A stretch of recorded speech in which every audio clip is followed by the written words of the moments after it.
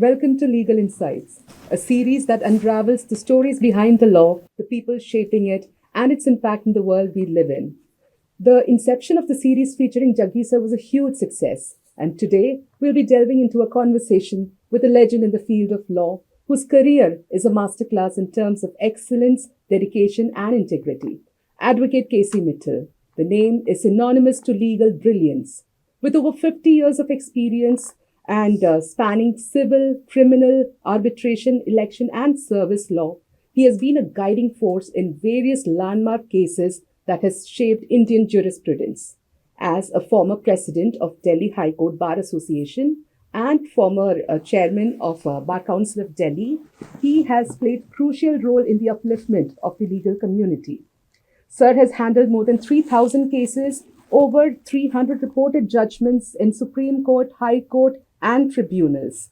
He has represented prestigious clients like ICAI, SAIL, and Coal India, and has also set legal precedents in cases ranging from workplace misconduct to cooperative banking regulations. He is a prolific writer and a thought leader, and he has been inspiring countless legal minds through his articles and insights. Advocate K.C. Mittal, sir, it's an absolute honor and a privilege to have you on the show today. Thank you. Thank you. So let's start with your inspiring journey. So, sir, what was it that made you choose legal profession? Was there a mentor or a defining moment that led you to the path to become India's one of the most accomplished lawyer? Let me, before I answer your question, I must thank MERI and you, Lakshmi, for giving me this opportunity to be here today. You see, the fact of the matter is, when I joined the legal profession, and in fact the law college, Delhi University in 1972, that was the time when law course was not as popular as it is today. It was not inspiration as such, but it was by chance that I got admitted in the law college and did my law and joined the legal profession. That's a fact. Otherwise, initially I got admitted in a medical course, and then later went to science, and then the law faculty joined the law. So this is how as far as the law is concerned, the journey started. And in 1972, after completion of my law from Delhi University, got enrolled with the Bar Council of Delhi and started my practice to begin with at Tisajari. Wonderful, sir. I think the law fraternity is lucky that you decided to, leave that medical profession and then come to the legal profession. So let's move on to the next question, sir. So what is your opinion or your views on the roles of an advocate? It's a very vast subject. And legal profession is totally different from any other profession. Very true. You look at chartered accountant or architects or such other like professions. Legal profession has very many dimensions. As an advocate, a lawyer is not only supposed to be performing within the court building. He has equal responsibility towards the society also. So outside, wherever a lawyer finds injustice is being done, then he must jump in and take action and save and protect the citizens of India against inequalities and against the crime or injuries that is caused to the people. Therefore, as a matter of fact, if you ask me, legal profession has been defined on different pattern altogether.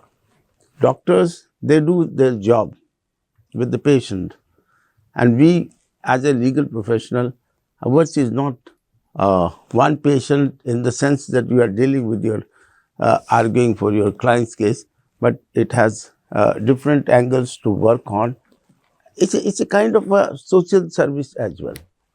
Totally agree, sir. I think the role of an advocate doesn't confine to the courtroom itself. It is towards the society and everyone. I totally agree with what you said, sir. Uh, so I absolutely agree with what you said, sir. Now let's talk about your diverse career. I mean, you have got tremendous experience in like civil, criminal, and then election that actually requires immense experience. So, what is your secret or the key to your versatility and your success? I tell you one fundamental issue which every law student, after she joins the legal profession, it's a hard and dedicated work which is required. True, sir. You have to be perfect with your brief. You have to read it. You have to understand the law. You have to understand how to apply the law. You have also to understand when you read a judgment, then you have to various angles. When you read, you will find. You have to apply your mind and come out with the points where you may say the judgment I don't agree. This is the law point according to me. Therefore, as an advocate, when you prepare a brief, you have to be thorough, and in the court, you can perform better if you are completely thorough with your brief and prepare it in such a manner that you know every inch of the law. So, knowing every inch of the law, that is the key to success and a career that is spanned over 50 years and becoming an accomplished lawyer.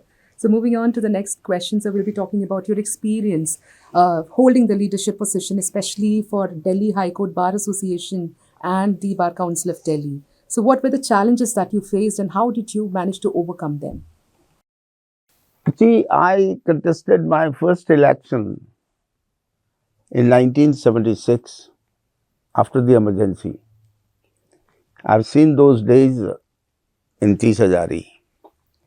So that was what I thought of it, and we entered into the election of the district bar, Tisajari, in 76.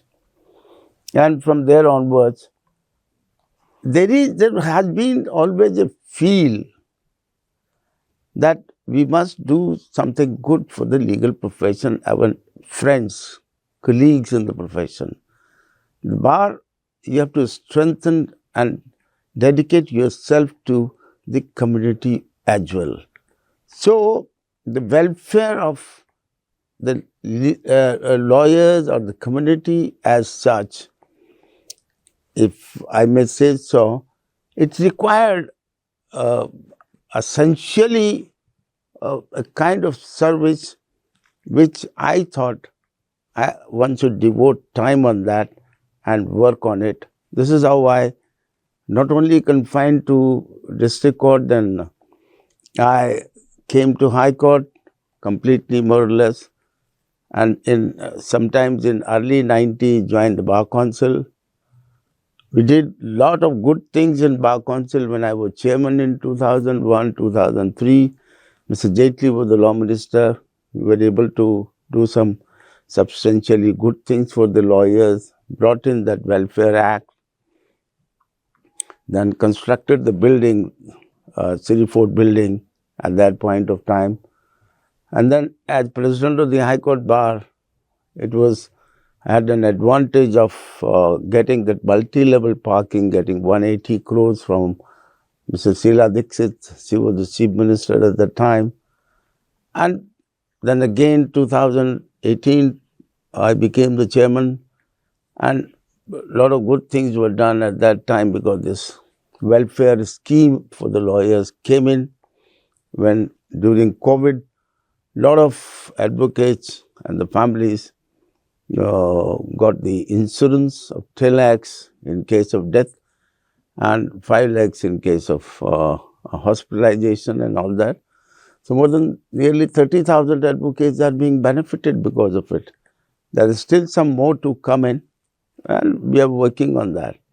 And apart from that, there's another good thing that is happening is that the bar associations, the lawyers, today they have a feeling that they require some kind of protection and the law to that effect, because there have been a number of attacks, there have been, and that has been rapidly increasing. So most likely we are also going to have the Advocates Protection Act as well. So those are things which are ultimately for the benefit and interest of the legal community as such, where we have been working. There is much more, of course, to be done. This is not the end of the long list. But yes, whatever good is done, one feels happy about it. Very true, sir. And I think the individualistic perspective of a person that has to be kept aside and to think about the upliftment of the community. I think every single word that I spoke about you, when I told that he is one of the person who has uplifted the legal community, I think sir's answer has actually strengthened my words. So, sir, you mentioned about the Advocates Act in your answer, sir. So I would like to know, because you have started your service in 1972. And what is your opinion about the Advocates Act? Because you have saw it take its shape over the years, right? So can you please tell our viewers about it? You see, if you look at 1961 Advocates Act, that's where the law came in. At that time, the freedom fighters, they were ruling the country. The parliament was also. And in their own wisdom, they designed the legal profession and the judiciary in a way so that it suits and fulfills the commitment to the people of India to render and deliver justice, a speedy justice. And if you look at that, then the people in villages, districts and other places, that they are the ones, those who require immediate relief from the court. Not that the litigants in the urban areas, they also do not require it. But as Gandhiji has rightly pointed out, if I may put it, and India is in villages. And they focused the Advocates Act on the basis of individual performance of an advocate. The quality of individual and in delivering his performance, delivering and exhibiting his performance in the court, so that justice is being done to the persons, those who are needy. And that's how the act has been was framed in 61. And I'll tell you, Mr. H.R. Gokhale, when he was the law minister, you see, initially the act was slightly different, and then he, in fact, brought in on the pattern that this made an amendment so that the legal profession was totally confined to the individuals, and it is not a commercial activity. Legal profession is not a business. It's a totally different parameter on which the legal profession is supposed to be, and we as an advocate are required to perform ourselves in the court and outside. Today, I find a kind of shift, a change in approach, which is not, according to me, in consonance with the 1961 Act. And even the Supreme Court judgment is also there by Justice Adarsh Goel and another judge. This not being a commercial activity, we are not allowed to issue advertisements. A lawyer is not supposed to get commissions and do a kind of business. You can't even issue advertisements.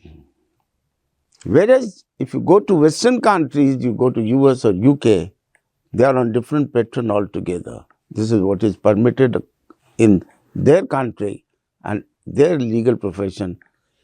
our setup, which was framed by the 1961 Act and our great leaders at the time, was to focus on a profession which really serves the people of India. And that is how it has gone on a different line. It was set up, and which continues even today. Though there is a lot of effort to erode the system. And I wish it doesn't happen, because we also had some occasion to fight it out. We did it also in 2002. But that will go on.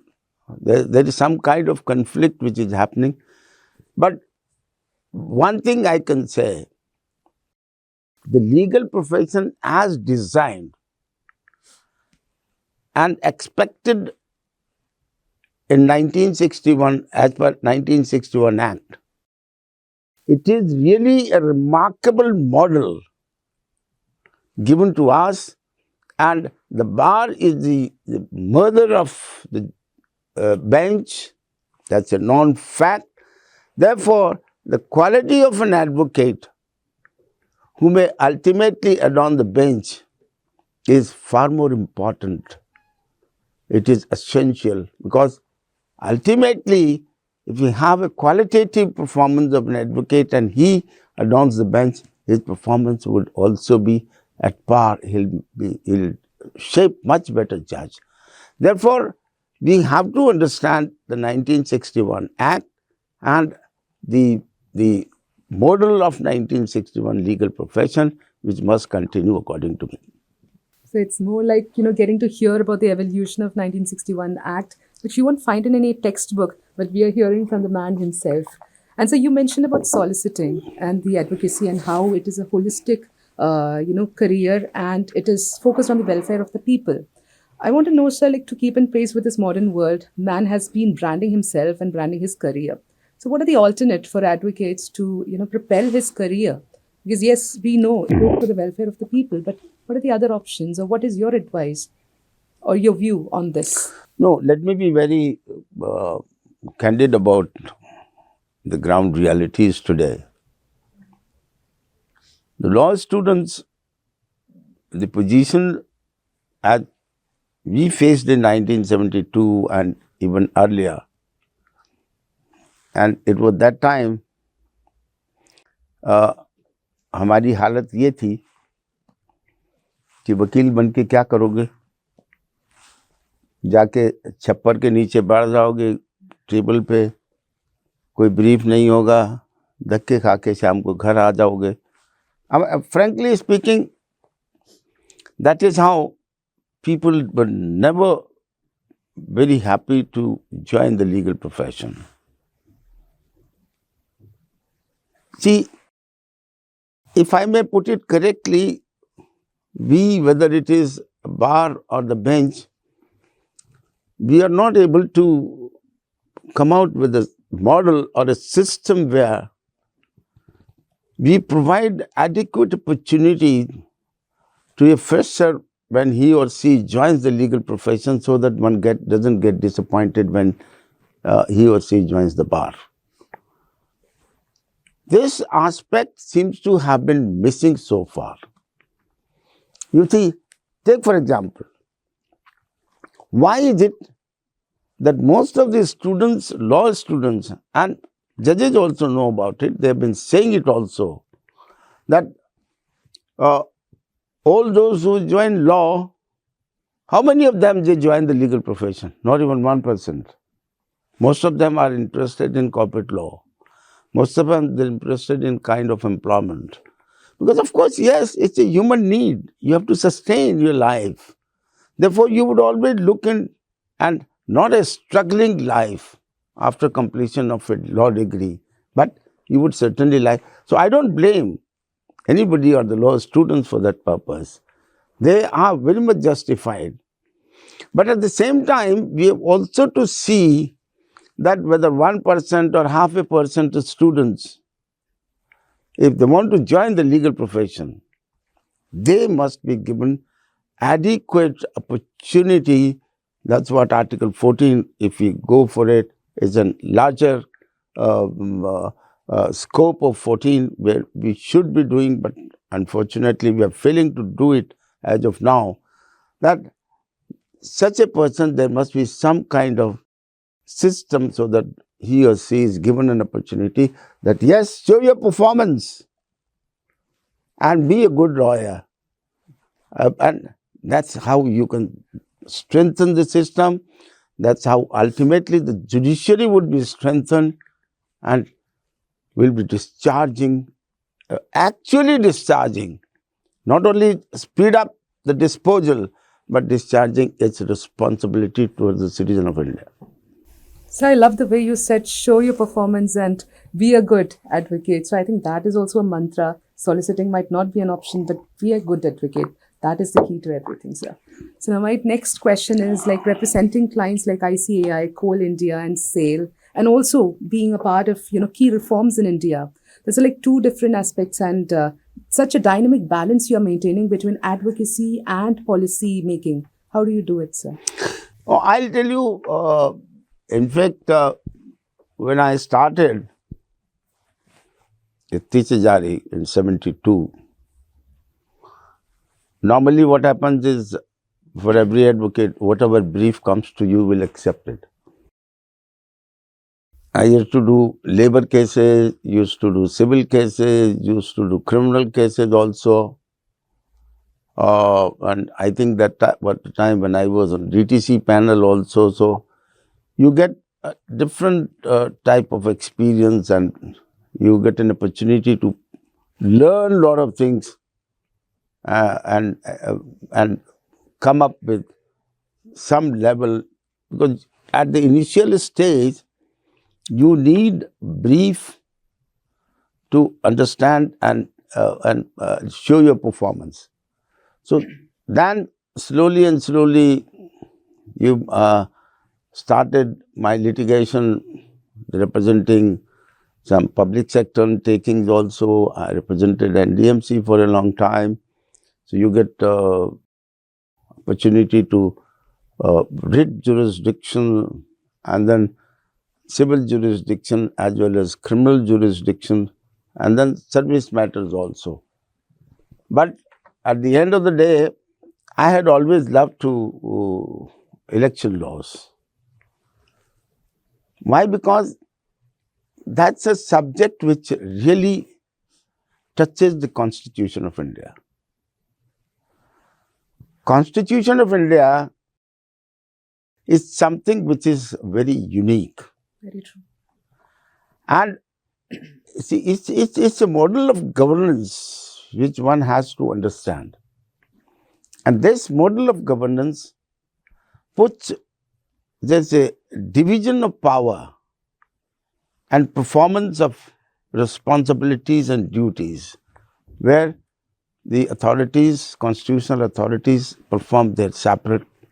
And this compartmentalization is really very, very important. I've been working on, and I'm doing it now also. Take for example, it's like when you hold elections, unless fair and proper elections are held, which is a fundamental right, which is a basic structure of our Constitution. And who discharges that responsibility? The Election Commission of India, not the government, not the court. Therefore, the first and foremost responsibility is of the Election Commission of India to ensure that in compliance with the constitutional mandate and ethos, the election is conducted. People even today talk about Mr. T.N. Session. You must have heard it. Incidentally, we had some opportunity to work at that point of time. And that period, I remember one good incident which I often mention and refer in Bihar. There was the ballot boxes. They're going to be removed, taken away, burned, tearing them. And that officer He jumped from floor to floor. Somebody said, "Sir, क्या कर रहे हैं? गोली मार देंगे." Oh, he didn't bother about it.